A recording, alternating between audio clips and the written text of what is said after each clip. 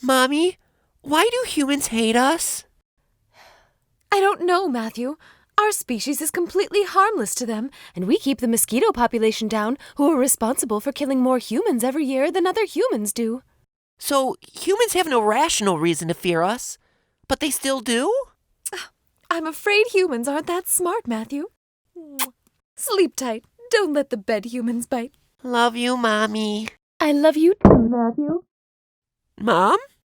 I think the hate that spiders get is a tad bit undeserved. Okay, fine, if you're in the shower and you see a spider crawling up your leg like a freaking pervert, then that's an appropriate time to freak out. But other than that, spiders are most likely not going to hurt you. Their webs are too weak to trap you, they don't know how to open doors, and there's only like a 50% chance that they're venomous. Okay, but for real, unless you live in Australia, the chances of you dying by a spider bite is pretty low. There are venomous spiders, yes, and if you're having a negative reaction to a spider bite, then you should get treatment, but a large percentage of spiders are harmless. Even the black widow, known as the most venomous spider in North America, won't kill you if you're a healthy adult. Their bite will be painful for a couple of days, sure, but you'll walk it off. That was a joke. If you get bitten by a black widow spider, then don't walk it off. Go see a doctor. And hey, if you're lucky enough, you'll get superpowers. So wait, the two most dangerous spiders in North America are the brown recluse and the black widow?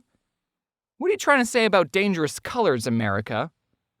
Oh wait, the great white shark's even more dangerous. Never mind. Technically, sharks are like the second least dangerous animal out there besides puppies, because they don't want to eat humans. I mean, if you had to fight a spider and a shark, this shark would win. Also, spiders kill pests. According to this comic I made in 2014 and this National Geographic article, a single spider can eat about 2,000 insects a year. So if you're not a fan of flies, moths, or mosquitoes, which incidentally kill 600,000 people a year, then you're on Team Spider, because they're also not fans of them. Well, they are fans of them, but they are fans because they eat them. I'm not saying you have to be roommates with arachnids. I'm just saying that if you see a spider, don't put it through torture continuously smashing it with a blunt object. It's still moving!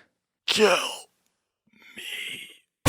Instead, get a cup and carefully place it over a spider. They're really dumb, so doing this will be super easy. Then scoop up your new best friend with a piece of paper and yeet it back into the wild with the rest of God's glorious creatures. Yeah, actually, there's a high chance that they won't make it being thrown into a completely different environment, but they should have thought of that before they decided to live in my house. Even though a spider has 8 eyes, they have terrible eyesight, so that spider that landed on your face did not do it intentionally. Some spiders that live in caves are completely blind. They don't even have 1 eye. But even if they did have eyes, their whole world would still be pitch black. What a sad life to be a part of. Just every time you're outside seeing the sun, just think that somewhere there's a colony of spiders just in pure blackness, just never seeing the sun, never seeing their children smile or graduate college. They're just sitting in a cave for all their life.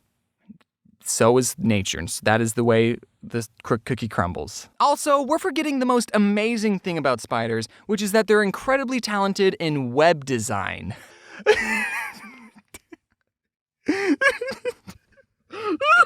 Proportionately, the silk that makes up a spider web is stronger than the fibers that make up a bulletproof vest. So next time you go to a gunfight, put on a spider web instead. The amazing thing about spider webs is that not only can they save Wilbur from being slaughtered, but it's just stupid incredible that something so small can make such an intricate shape from nothing but the material inside their own bodies. The golden silk orb weaver spider has too many middle names and has enough silk inside of them to make 3 full spider webs. And it's this guy's job to pin that spider down and pull out all of its silk like some kind of spider predator. It's okay though, the documentary said he was just harmlessly immobilizing the spiders. I can't believe this is someone's job. I don't think telling people I'm a YouTuber is that bad anymore. So, what do you do for a living? I harmlessly immobilize spiders with thumbtacks and pull silk out of their abdomen to add to my ever-increasing collection. What about you? Oh, I make YouTube videos. I see people with arachnophobia being irrationally afraid of these harmless little guys, and I just don't see the sense of fearing something that ultimately does good things for the ecosystem. But you know what we should be afraid of? Bees! Bees are terrifying! Look, they're sucking the blood out of this guy to make honey! Oh, they're dying at an alarming rate? Good! Okay, that was a joke. Bees are, without a doubt, the most important insect on this planet. Not only do they have the best work ethic of any living thing on Earth, which is why none of them are YouTubers, they also pollinate 30% of the world's crops. Don't ask me who pollinates the rest, because I don't know. Without bees, humanity would turn to pure anarchy. Bees are so important that world-famous comedian Jerry Seinfeld made a documentary about the life of a bee and what the world would be like without them. But ever since 2006, bees, just like all the memes say, have been dying at an alarming rate. The scary thing is that scientists don't know exactly the reason for this bee-apocalypse. But they think it has to do with new pesticides being used on farms, parasites that kill the bee, and global warming. So once we figure out how to fix those three problems, we'll be in good shape. It's just a little bee pun. We like to have fun around here. Now, what can you, a concerned citizen, do to stop the dropping population of bees? Most likely nothing, because I don't think anyone watching this makes laws about pesticides or stopping global warming. So we just gotta sit back and hope the people who make those laws know the importance of bees.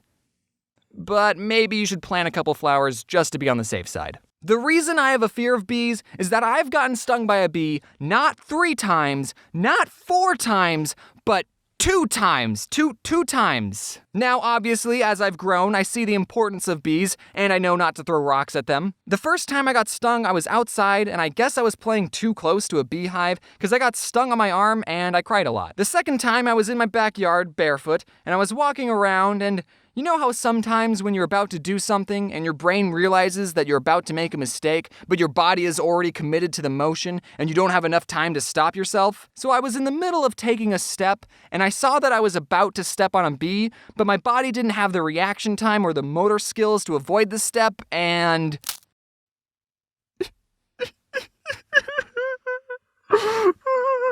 I'm sure the bee was just acting in self-defense, but man, that scarred me. Some people may have an allergic reaction to bee stings and they should go to a hospital if they get stung, but in my case, it just hurt a lot, and my mom put baking soda over where I got stung, and I cried. When people found out I was afraid of bees, they would always tell me that bees are docile creatures and they only sting you if they feel threatened.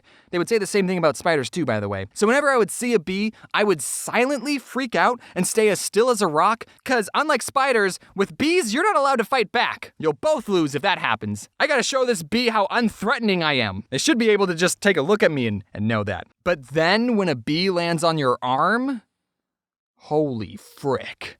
That's true fear.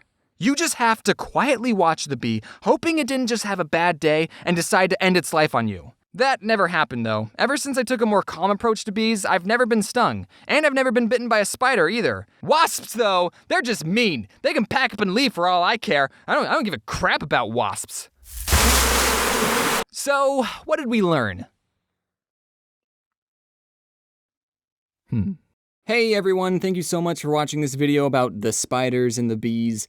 I know it's kind of a weird topic, but I've been traumatized by bees, okay? And I think spiders aren't as bad as the internet says they are. Me and my merch guys are doing a raffle for the month of March, and the winner of the raffle will get an all-expenses-paid trip to VidCon in July, and during the convention we can set time aside and have a lunch together or something. So if you're interested, then check out the merch store or the link in the description to see how you can enter. Also, since you're here, be sure to check out all the people who worked on this video. They're all amazing and talented and deserve more followers. And I think it's about time that I created a hashtag on Twitter for the fan art. So starting today, if you make fan art, then be sure to use the hashtag OddOnesOutFanArt so I can find it easier. Also, I'm going to be doing a live show with Domix, Jade Animations, Egoraptor, and Rubber Ross on April 26 in LA. The show's called Scribble Showdown, and we're going to be playing some drawing games live, so if that's something you're interested in, then be sure to check out the link in the description. And lastly, I have to thank Matt, Pat, and Steph for doing some of the voices in this video. I remember watching Matt Pat's stuff before I even started YouTube, and now that he's in one of my videos is just really, really cool. So thank you, Matt. And that's about it with announcements. Thank you all for watching. But hey, that's just a theory. A bee theory. Wear your seatbelt.